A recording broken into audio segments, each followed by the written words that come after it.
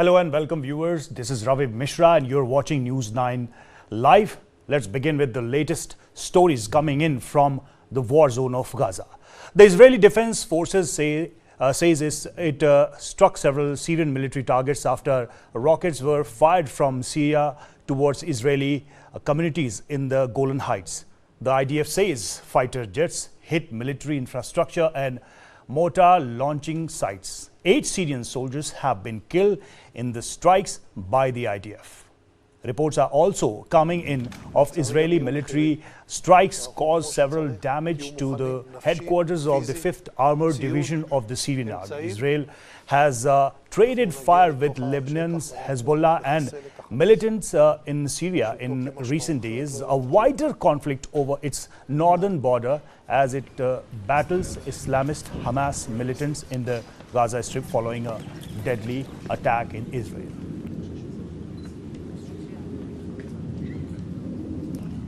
On the other hand, Israel released footage of targets said to be used by the Hamas militant group being struck by missiles. In a Telegram post, the Israeli army said the strikes were carried out on Tuesday and infrastructure belonging to Hamas such as tunnel shafts, military headquarters, weapons, warheads, warehouses, as well as the equipment like mortar launchers and anti-tank missiles launchers had been destroyed. Some of the targets destroyed had been creating blockades that prevented Gazan from evacuating to southern Gaza, added the Israeli army in the post.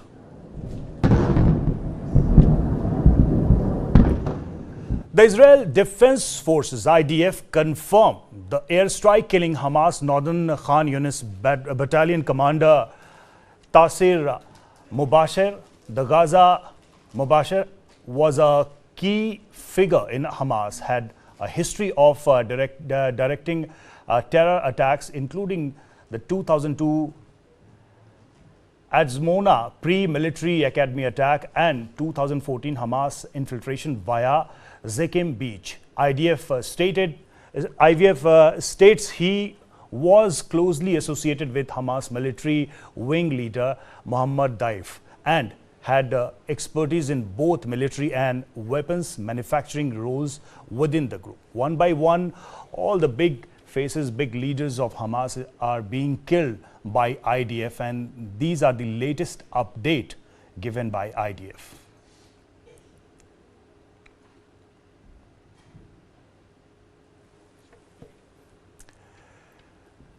Talking about Hezbollah leaders have been reported to have met Hamas and Islamic Jihad leadership as per Hezbollah Al-Mana TV. Hezbollah in the meeting reportedly assessed their alliance with Hamas and things that need to be done for achieving a quote-unquote real victory for the resistance in Gaza. The meeting was held between Hezbollah's Saeed Hassan Nasrallah and Hamas Deputy Chief Saleh al-Auri and Islamic Jihad Chief Ziad al-Nakhala, as per the Al-Mana TV. And clashes between Hezbollah and the Israeli military thus far have been mostly limited to several towns along the border.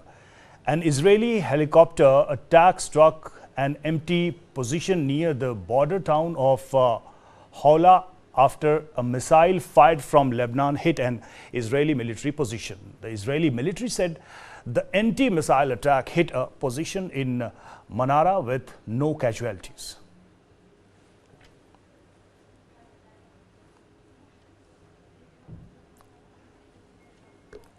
Our brave reporter Manish Jha is in war zone. Let's look at his latest report. TV9 की team इस वक्त Israel Lebanon border पर आखिरी post पर मौजूद है और जिसके सामने महज 200-400 मीटर की दूरी पर लेबनान का पोस्ट है। लेबनान का इलाका शुरू होता है, हिजबुल्लाह का पोस्ट शुरू होता है। और इस वक्त सबसे पहले हम आपको दिखाते हैं TV9 के कैमरे पर आप जो ये पोस्ट देख रहे हैं, यहाँ पर इजराइल की बॉर्डर ख़त्म होता है। तो ये इजरायली सेना का इस इलाके में आखिरी पोस्ट है। इस पहाड़ की चोटी पर आप इजराइल की सेना की ये आखिरी पोस्ट को देख रहे हैं और इसका लोकेशन हम अब आपको दिखाने जा रहे हैं। उससे आपको अंदाज़ा होगा कि हम इस वक्त कहाँ पर मौजूद हैं। ये जो साइन बोर्ड्स आप देख रहे हैं जिसमें मनारा क्लिफ, गिप्ता और मिगाव एम जैसे लोकेशन के नाम हैं, इस वक्त हम यहाँ पर मौजूद हैं। लेकिन हम ये चीज़ें आपको क्यों दिखा रहे हैं और क्यों मैं हेलमेट पहना हूँ और बुलेट प्रूफ जैकेट में इस तरह से हूँ, उसकी असली वजह अब आप देखिए। TV9 के कैमरे पर आप उन तस्वीरों को देखने जा रहे हैं जो आज तक आपने नहीं देखा होगा कि देखिए इजराइल और लेबनान के बॉर्डर में दोनों तरफ से जो पोस्ट है वो कितने नज़दीक है। कैमरे पर जो आप अभी तस्वीरें देख रहे हैं, ये सामने की पहाड़ी पे बने हुए घर, जिसमें से कुछ घर इनकम्प्लीट भी हैं, तो वो घर आप देख रहे हैं, ये सब लेबनान के घर हैं। लेबनान का इलाका शुरू होता है बस 200 मीटर दूरी पर स्थित इस सामने की पहाड़ी की चोटी पर जो आप घर देख रहे हैं। और मैं अगर चाहूँ तो यहाँ गिन के भी बता सकता हूँ, तकरीबन 1 दर्जन घर जो है, जिसमें से कुछ मल्टी स्टोरी बिल्डिंग अभी इनकम्प्लीट है। वहीं दूसरी तरफ मुझे जो साफ दिखाई दे रहा है कि एक मस्जिद दिख रहा है वहाँ पर, और कुछ और दूसरे इलाके दिखा रहे हैं। इजरायली सेना ने हमें बताया कि ये सभी इलाके जो हैं वो लेबनान के पोस्ट हैं, हिजबुल्लाह के पोस्ट हैं, और यहाँ से लगातार इजरायली पोस्ट पर अटैक होता है, दोनों तरफ से कार्रवाई होती है। लेकिन आप ये देखिए, अमित थोड़ा संभल कर, थोड़ा सा और हम आगे आते हैं और फिर दिखाने की कोशिश करते हैं। आप देखिए ये सारे घर जो हैं ये सब लेबनान के घर हैं, और लेबनान के घर का मतलब ये है कि इजराइल लेबनान बॉर्डर पर ये सब जितने घर हैं, इन घरों में अभी फ़िलहाल हिजबुल्लाह के लोग रहते हैं। वो जो बगल में पोस्ट आपको दिखाई दे रहा है वो हिजबुल्लाह के पोस्ट हैं, जहाँ से वो लगातार पहाड़ी के इस चोटी पर जहाँ पर मैं खड़ा हूँ यहाँ पर वो अटैक करते हैं। Manisha reporting from Israel-Lebanon border. Fears from world power that the conflict between Israel and Islamist terrorists in Gaza will spill into other countries may be turning into a reality. The United Nations says fighting between Israeli forces and Hezbollah on the Lebanese border is displacing massive number of people. Here's a report. These are fires blazing on the border between Israel and Lebanon over the weekend, the result of fighting between Israeli forces and Hezbollah. As the war between Israel and Islamist militants in Gaza continues, fears are growing that the conflict will spill over into other countries. The United Nations reported on Monday that almost 20,000 people have now been forced from their homes in Lebanon, most of them to escape the border fighting.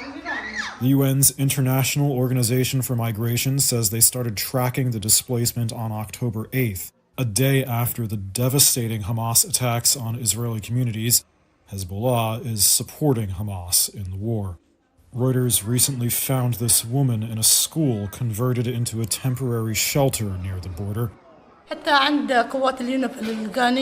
She's saying she couldn't find another place to stay. Even UN peacekeepers wouldn't take them in. She was in the middle of cooking when she fled, and her neighbor's house was destroyed. Israeli communities on the border have also been evacuating, with dozens of towns and villages ordered by the government to clear out. Hezbollah hasn't fully committed its forces to the war, and it's not clear if or when it may do so. As of Monday, it's reported to have lost over 24 fighters since October 7th. Israeli Prime Minister Benjamin Netanyahu has warned that if Hezbollah did open up a second front to the conflict, that it would bring unimaginable devastation to Lebanon.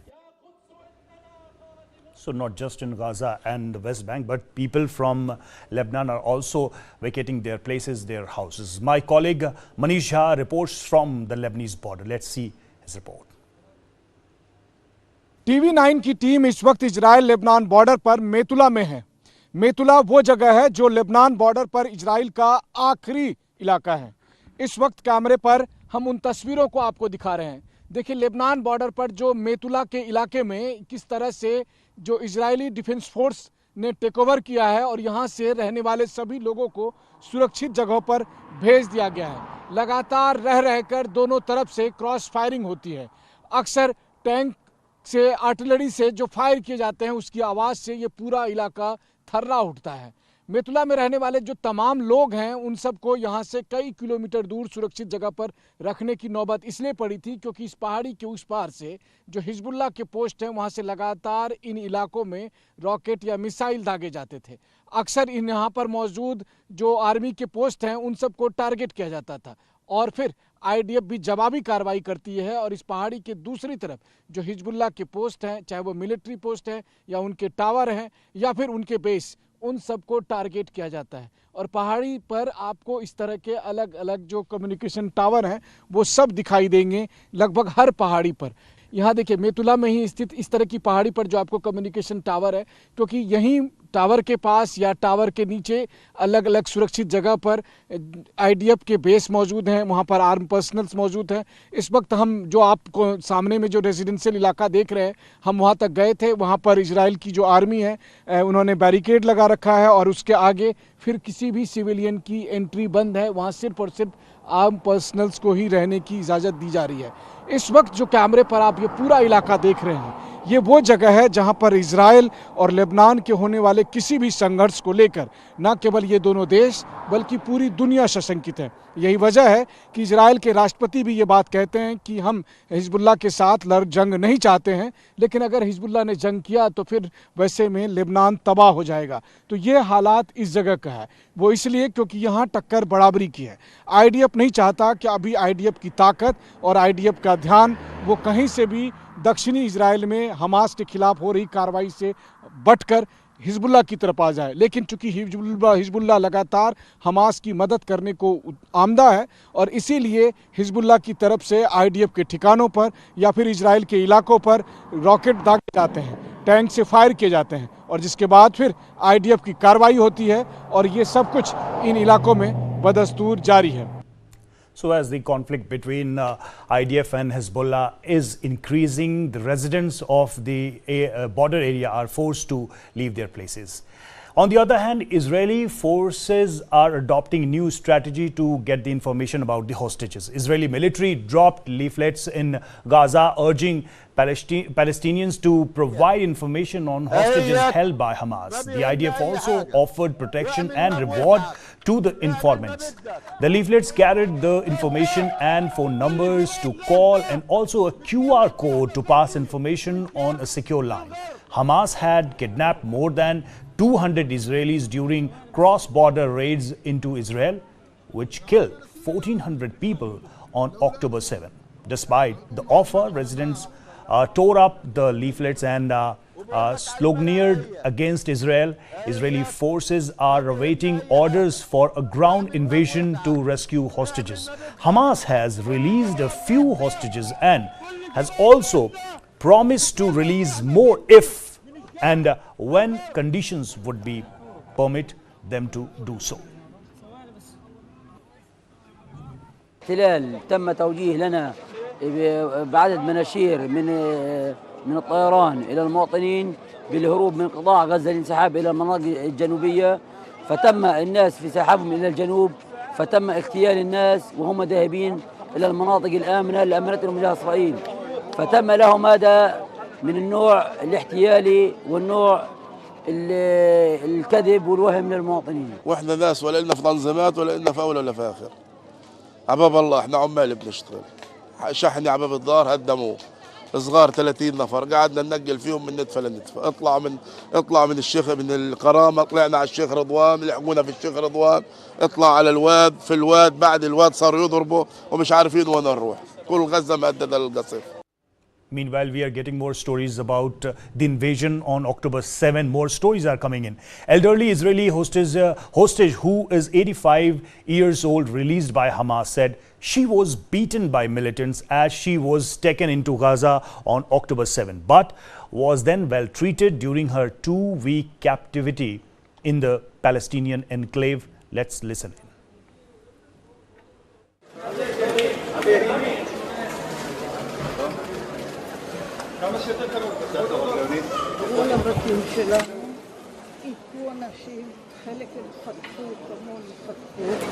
My mom is telling the horrific stories. She's saying that many people, a swarm of people came through the fence. The defense cost 2.5 billion shekels and it didn't help even a little bit. My mom is saying that she was taken on the back of a motorbike with her body, with her legs on one side and her head on another side.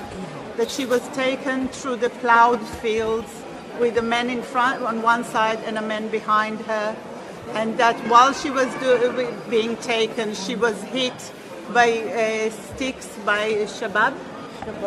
Yeah, Shabab people. Until they reached the tunnels.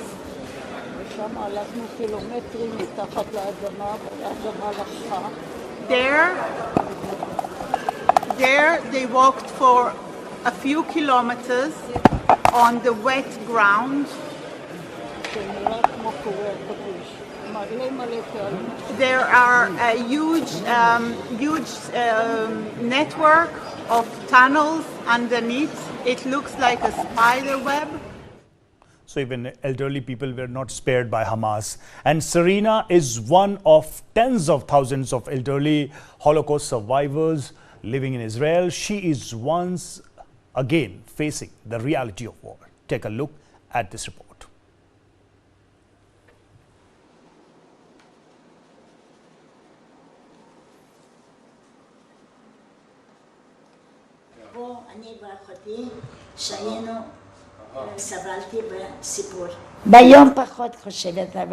During the day, I don't think as much, but during the night, the evening, but this is how I try to be strong. I try to be strong, try to forget sometimes, not to forget because my heart is aching for the soldiers, for those kidnapped, the little children, not even a year old, and they're already there.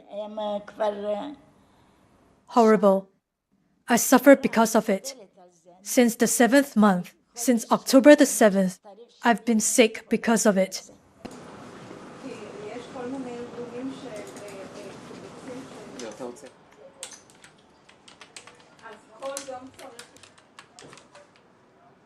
Unfortunately, for some of them, this has been a trigger. Definitely a trigger for PTSD, but not only. The stress of the war, the alarms. Some of them don't even want to go into a bomb shelter. They're so depressed, they don't care if they live or die. It's going to affect everybody in Israel. Everybody will eventually know somebody. It's only a matter of time. And after 7th of October, the Palestinian, the Israeli attack is going on, and more than 700 Palestinians were killed overnight by Israeli airstrike. Gaza Hamas-run health ministry said that it was a highest 24-hour death toll in Israel's 2-week-old total siege. The Israeli military said it had hit over 400 Hamas targets and killed dozens of its fighters overnight, but that it would take time to destroy Gaza ruling Islamist group. There appeared to be little prospect of a ceasefire anytime soon in bloodiest episode in the Israeli-Palestinian conflict for decades.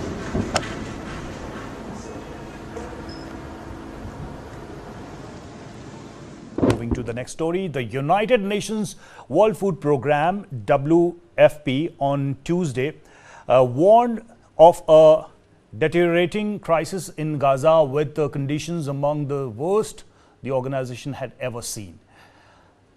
Brian Lander, the deputy head of emergencies at WFP, said people in the enclave were in desperate need of water, food, and all the primary needs of for survival. Some people were living in just 1 liter of water a day. Others were reduced to boiling seawater, while organizations like the WFP were unable to reach 1.1 million in desperate need of food, he added. Let's listen in to Brian, the deputy head of emergencies at WFP, has to say about the situation. Without the ability for humanitarian organizations to reach people in need, the situation, as I said, is only going to deteriorate for them. We know that people are in desperate need of water, desperate need of food, desperate need of all those things that are primary for your survival. and yet the crisis continues without our ability to reach them. So the situation is as bad as we've seen anywhere in the world, and we know in the next days it's going to be very tragic for many. No, it is not sufficient at all. We do not have the access that we need, both to access Gaza itself, but then within Gaza to be able to move commodities, to be able to ensure that our safety of our staff on the ground. We do not have those assurances at all, and therefore we cannot access the people that need the desperate assistance that we can provide. It's only going to get worse. We know that food is running low in Gaza in the shops. From our contacts with the traders that we've been working with, we know that people are running out of food very quickly. We are trying to get food into Gaza. The only route at the moment is through the Rafah crossing with Egypt, but that's very limited, and we do not have the kind of access that we need to understand and to be able to provide people with the food that they need. So there is an issue of food supply, medical supply, water supply. So many difficult situations are prevailing right now in front of Gazan people. And in a heart-wrenching account from Gaza, the lives of infant twins Wateen and Ahmed were forever altered by a tragic Israeli attack. Their mother was tragically killed in an incident during airstrike.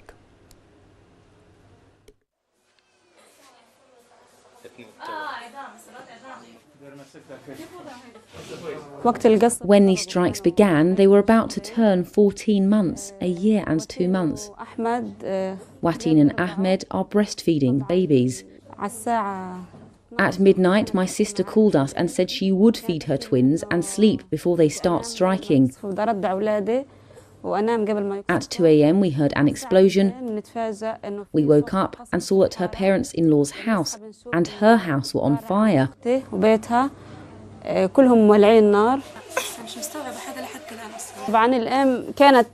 She was protecting the boy, Ahmed, so he wasn't injured. But her daughter, as you can see, is injured. What did they do to deserve this? Ahmed is at home and I'm sure he feels the absence of his sister. As we say, twins are always connected. He is always crying at home and she is in the hospital.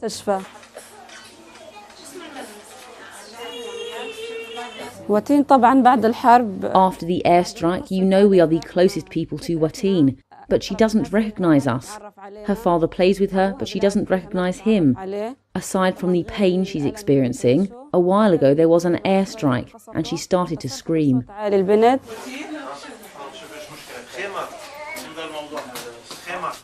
So by every passing day of war, so many sad stories are coming out from Gaza. Moving to another story, cryptocurrencies' role in terrorist financing and funding terrorist group has come under renewed security following a deadly attack in Israel by Palestinian terrorist group Hamas. Here is a report. Take a look. There has been a lot of focus on how crypto is used to fund terrorist organizations and militant groups. So since the Palestinian militant group Hamas launched an attack on Israel at the start of October, the role of crypto in funding militant groups and terror organizations has really come into the spotlight. Hamas itself has been known to raise money via cryptocurrencies. Over the past few weeks, the Israelis have frozen several cryptocurrency wallets it said were linked to Hamas. Many people say that crypto is an extremely useful tool for these kind of organizations. It's largely anonymous. The money that anyone sends over the blockchain, that's the technology that underpins cryptocurrency, is usually just identified by a string of letters and numbers. It's difficult to track, and this means that for militant groups or terrorists seeking to raise money, crypto has become a very popular tool. Now, it's not completely anonymous. Cryptocurrency companies, that means exchanges, as well as law enforcement organizations, can actually work out who is sending the money, but it takes a bit of work for them to do that. The United Nations official said in 2022 that about 5% of terror attacks were considered to be financed by cryptocurrencies. A variety of cryptocurrencies are known to be used by terrorist groups and militant groups to raise funds. That said, while Bitcoin is popular, stablecoins, that's a type of cryptocurrency that's designed to keep a very steady value, have become more popular in recent years. There are also a number of other sources that these groups use to raise funds. That's anything from charities, shell companies, investments overseas to also raise funds. So crypto is definitely part of the mix, but it's very difficult to say exactly what proportion. So this was a story about the financial system of a terrorist group, and US is one of the first nation who called this attack as a terrorist attack. The biggest question that is being asked is how is the US military being spread thin across the world, and how the Israel-Hamas conflict is testing the superpowers limit. So let's look at the limitations and the efforts of US. US sent its warships to Mediterranean to support Israel. So the initial step from US was to support the Israel from sea, and US is also deploying a second warship close to Iran so that a big amount of pressure can be put on Iran to stay away from this war. Swift deployment of warship in the Middle East showcases America's military power, because America is superpower, and it was repeated by Joe Biden when this war was started. US remains a colossus in military power, accounting for 39% of global defense spending. And US is sending a message to Iran and its proxies not to get involved. There is a line drawn by US for Iran and other countries who are supporting Hamas. US is reinforcing its support to Israel, and American forces are likely to get involved if Israel gets involved in a two-front war. So there is a chance that America can be a part of this war if the area, the borders of the war increases in future. And American warship shot down Houthi missiles aimed at Israel from the Red Sea. So America is giving a kind of protection from sea to Israel so that Israel can complete its target to finish the Hamas. And US forces spread thin. If Iran and Hezbollah escalate the conflict, America will likely to respond. And China might use this opportunity to take on American ally Taiwan. So there is another dimension which is connected to the China-Taiwan conflict in between of this war. The US is already caught up in helping Ukraine against Russia, and it is a well-known fact that the US is standing by Ukraine in all the situations. And will a three-front war challenge US unipolar power status? That is a big question. Although Biden has cleared it that we are capable to handle both of the fronts. Is China the main contender for challenging American power? That is a bigger question, because China is also looking into the entire issue as an opportunity to become the superpower of the world, replacing America, replacing US. And talking about the US commitments in the Middle East, America is considered a paramount power in the Middle East, and it is well known by the deployment of US military in the Middle East. The US is able to mediate and shape the events between regional players. US sides with Israel, but also pressured them to open Gaza for aid. So that is an indicator that what kind of influence US has in this region. And the US has also been engaged with Jordan and Egypt, Israel's neighboring countries, and US has been trying to mediate with Palestinian PM Abbas. That is also a big step, big move from US to show the influence of America in this entire Middle East region. Arab leaders also, and Arab leaders cancelled the meeting with the US post-hospital attack in Gaza, that is a kind of conflict between the US and the Arab countries came out after the hospital attack.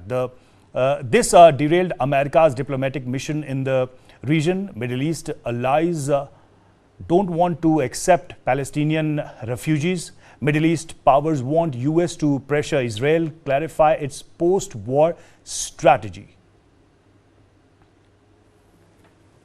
So there is a question, Biden's Middle East policy failed. Is it so? Let's look at this. President Biden wanted to reduce involvement in the Middle East. That is one fact that US was very careful while making statements initially. He sought to end forever wars in Iraq and Afghanistan. He promised to restore nuclear deal with Iran. He vouched for the two-state solution in the context of Israel and Palestine. Biden tried to normalize Arab and Israeli relationship. However, the Taliban recaptured power in Afghanistan, and that is claimed as a big failure of Biden. US departure emboldened Russia to take on Ukraine.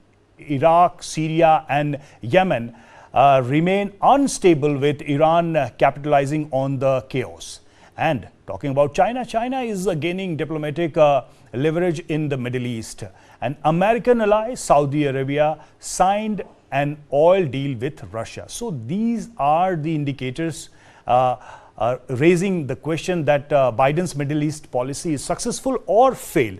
And can America defend all its allies? That is also a big question, because it has been stated by Biden that it is capable to handle all the war fronts. America is a superpower. So let's look at this. American involvement in the Middle East endanger European allies, and Asian allies of the US will be at risk if US focuses on Israel. US might have to fight on 3 fronts if war breaks out. That will be a difficult situation for US and Biden government. US defense industry might have to aid Israel, Taiwan and Ukraine. So these 3 fronts, or these 3 countries, allies to US and likely to be involved in a prolonged war. Ukraine is already there. So that will be a challenge for Biden and America's international dilemma. What is the dilemma? Let's look at these facts also. US needs money to aid its allies, and congressional paralysis in the US creates problem with the funds. That will be an issue in future if these fronts are open for long time. Republicans' America First approach causes another impediment. Republicans are opposed to American aid to Ukraine, and Biden hopes stance on aiding Israel will be different. So these are the in-house challenges for the Biden in the Congress. These are the challenges, because if America or US has to support these countries for a long-run war, that will be a different political challenge for Biden. Meanwhile, it seems that Egypt is likely to play a major role in the latest conflict between Israel and Hamas.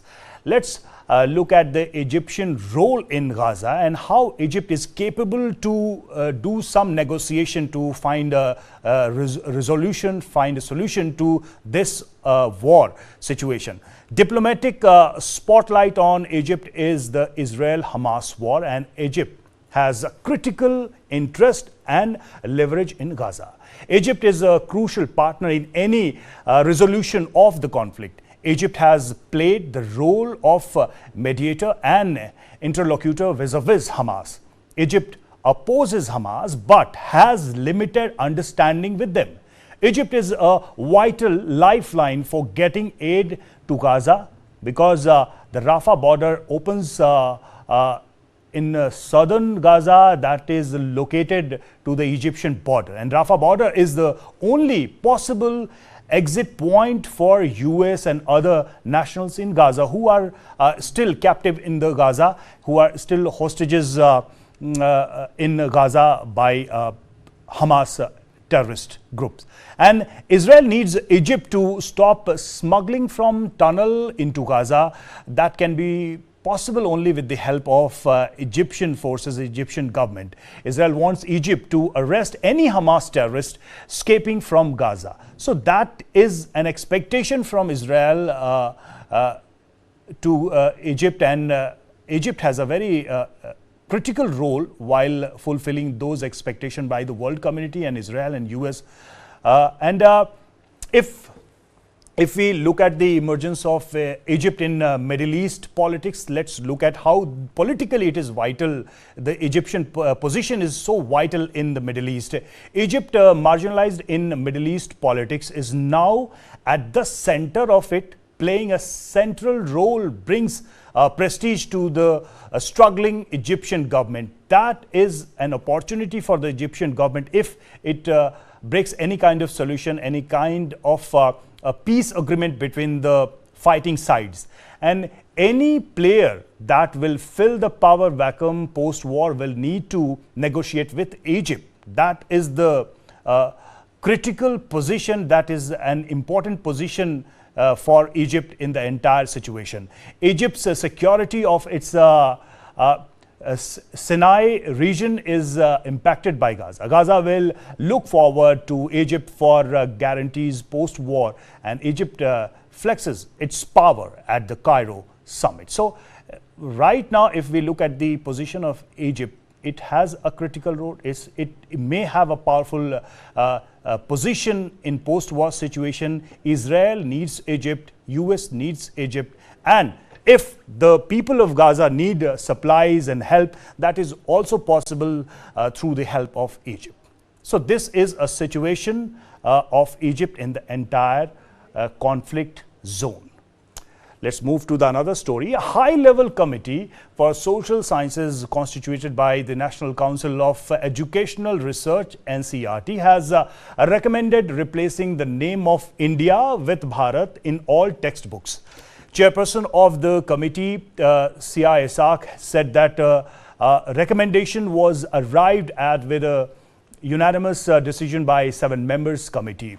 Talking about the reasons for this recommendation, Isaac said that Bharat is an age-old name and also finds mention in several ancient texts like the 7,000-year-old Vishnu Purana. He added that even the constitution states India, that is Bharat, is the first article. This comes after the name Bharat appeared on the name placards which were placed before Prime Minister Narendra Modi during the G20 summit last September.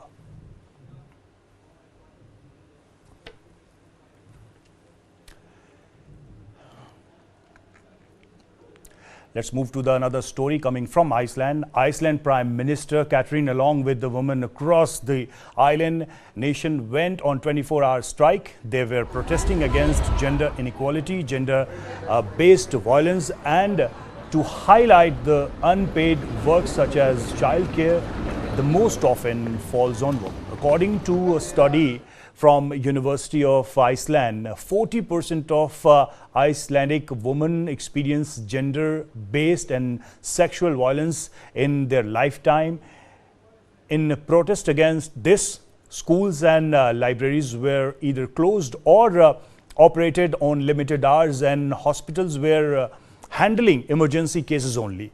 As thousands were protesting, listen in to know what the protesters had to say.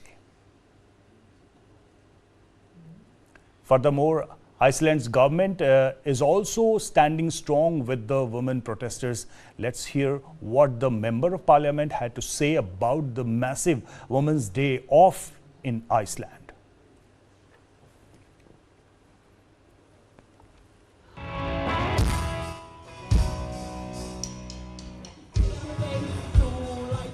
I think this day is for all women in Iceland.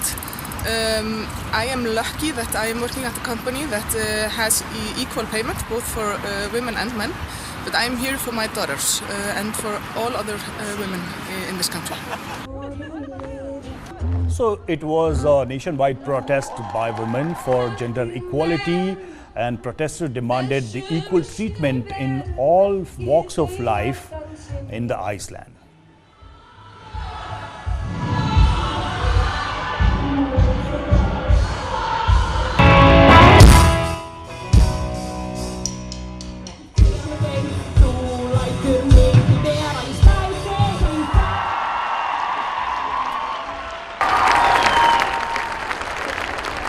Check out.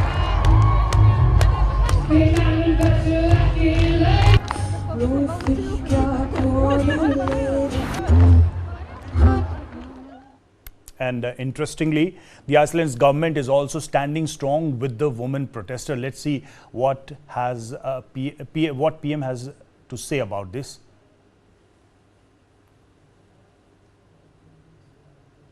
As you know, we have not yet reached out our goals to full gender equality, and we are still tackling the gender-based wage gap. These are the statement, and a statement by the Catherine, and she's also accepting. She is agreed with the demands of the protesters.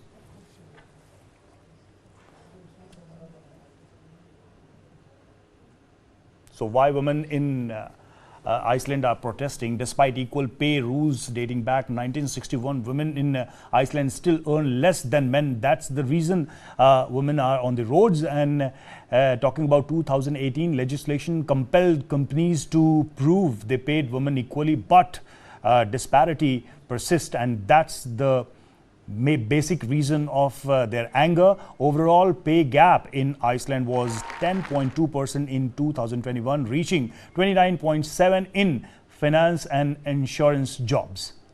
So there is a disparity in salaries and income in Iceland. Gender-based or sexual violence affects over 40% of women in Iceland. That is also a fact before the women of Iceland. Moving to the next story, California's Department of Motor Vehicles suspended GM's self-driving car company Cruise, ordering its robotaxis off the roads in San Francisco because of the posed unreasonable risk to the public safety. Here is the full report. California's Department of Motor Vehicles suspended GM's self-driving car company Cruise on Tuesday, ordering its robotaxis off the road in San Francisco because they posed a, quote, unreasonable risk to public safety. That's according to a statement from the state's DMV that said Cruise had misrepresented information related to the safety of its autonomous technology. The suspension, effective immediately, is a major setback for General Motors and comes after a series of accidents involving Cruise vehicles. Cruise said the DMV reviewed an incident on October 2nd when one of its self-driving vehicles was putting on the brakes, but did not avoid striking a pedestrian who had previously been struck by a hit-and-run driver. Cruise said that in that incident, a human driver, quote, tragically struck and propelled the pedestrian into the path of the autonomous vehicle, which struck the pedestrian. GM CEO Mary Barra, who has previously said Cruise represents a giant growth opportunity, said its robotaxis have better safety records than human drivers. Shares of GM ended more than 2% lower on Tuesday. Another update coming in from U.S. as Mexico's southern coast braced for Hurricane Otis as the Category 5 storm made landfall near the beach resorts of Acapulco with the potential of cause catastrophic damage, says the U.S. National Hurricane Center. The hurricane reached land near Acapulco, bringing maximum sustained winds around 165 miles per hour and heavy rain.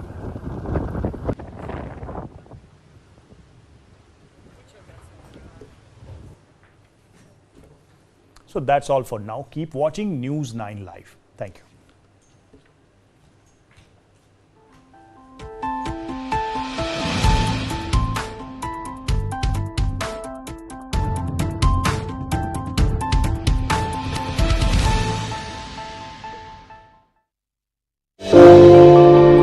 They picked my husband. He was tortured there for 2 years. He was and Force disappeared. We had no idea where he is. Within 15 minutes, we got the information that the whole area